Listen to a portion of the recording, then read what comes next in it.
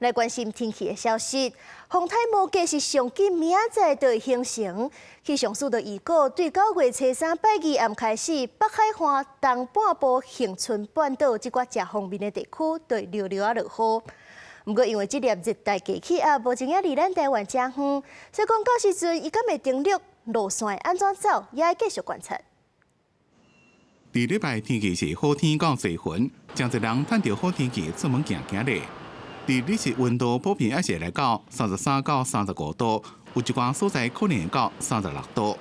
伫初3之前，主要拢是这种好天热过到了雷阵雨的天气。严格要注意的是，伫菲律宾东方的热带性低气压正伫咧发展。有可能上近伫咧吹日就变作摩羯风台。礼拜2的晚上开始，我们就会受到这个热带性低气压或者是台风它的一个外围水汽的一个影响，所以像是在北海岸，就是迎风面地区的话，北海岸东半部、恒春半岛，甚至在大台北的山区，可能就开始会有些零星降雨的一个机会。大气的环境有利形成风台，不过这个热带性低气压离台湾还阁真远，所以世界各国伫咧有故意的路线预报看法是无啥共款。估计伫咧初5、初6会是一个观察的重点。究竟风台是往台湾附近经过，也是对花莲台东附近登陆，怎么也阁唔知。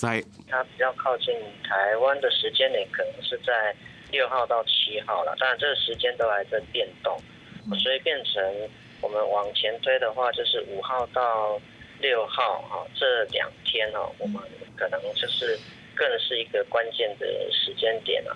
伫这么风台也未形成，就要看所来高压的势力安怎发展。